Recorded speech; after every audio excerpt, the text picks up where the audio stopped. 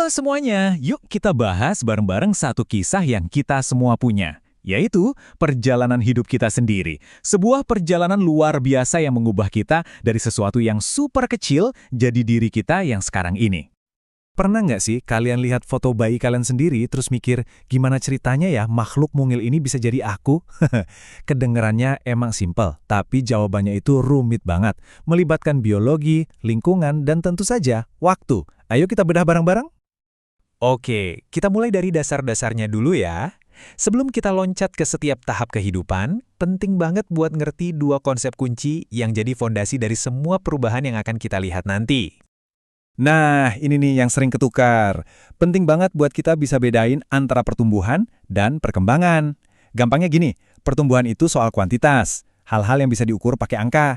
Jadi makin tinggi, makin berat, nah itu pertumbuhan.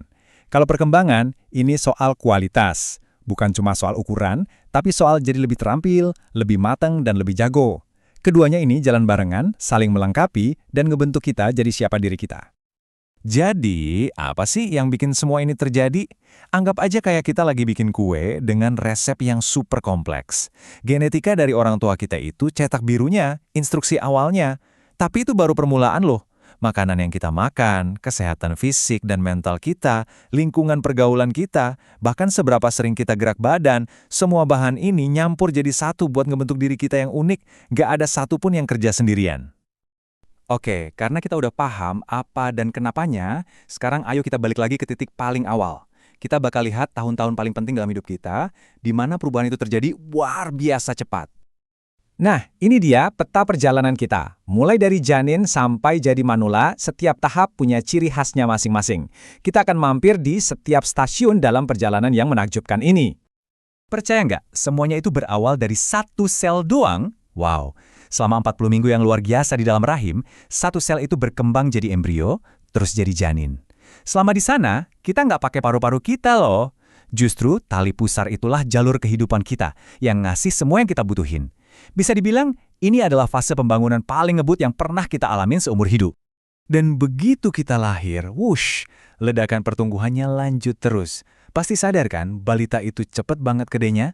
Masa balita itu masa-masanya serba pertama, langkah pertama, kata pertama, semuanya. Cuma dalam 5 tahun, bayi yang tadinya nggak bisa apa-apa, berubah jadi anak kecil yang bisa lari, ngomong, dan menjelajahi dunianya sendiri. Masuk masa kanak-kanak, kira-kira umur 6-10 tahun, pertumbuhan badannya jadi lebih santai, lebih stabil. Tapi, otaknya nih yang lagi meledak. Rasa penasarannya itu gede banget. Ini adalah masa di mana kita mulai ngerti mana yang baik dan buruk. Dan, seperti yang tertulis di sini, keinginan buat belajar dan nyoba hal baru itu jadi penerus utama kita. Oke, sekarang kita masuk ke salah satu transformasi paling dramatis dalam hidup, masa remaja. Anggap aja ini kayak jembatan. Jembatan yang menghubungkan dunia anak-anak ke dunia dewasa. Dan nama jembatan ini adalah pubertas. Terus, pubertas itu apaan sih sebenarnya? Intinya, ini adalah proses biologis alami yang dialami semua orang. Pemicunya, gelombang hormon. Nah, hormon ini kayak kurir kimia kecil yang ngasih sinyal ke tubuh kita. Oke, waktunya berubah, waktunya jadi dewasa. Dan perubahan yang dimulai sama mereka itu besar banget. Perubahannya itu terjadi di banyak level. Secara fisik, ya jelas ada bedanya antara laki-laki dan perempuan. Tapi coba deh perhatiin kesamaan di kolom emosional dan sosial. Keinginan buat mandiri, mulai peduli banget sama penampilan, dan butuh banget diterima sama teman-teman, ini adalah pengalaman yang dirasain semua remaja. Semuanya ini adalah bagian dari proses nyari jati diri.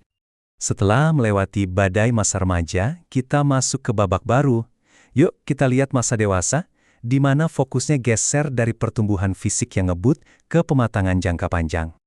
Nah, di masa dewasa, pertumbuhan fisik kita sebagian besar udah selesai, udah nggak bakal nambah tinggi lagi.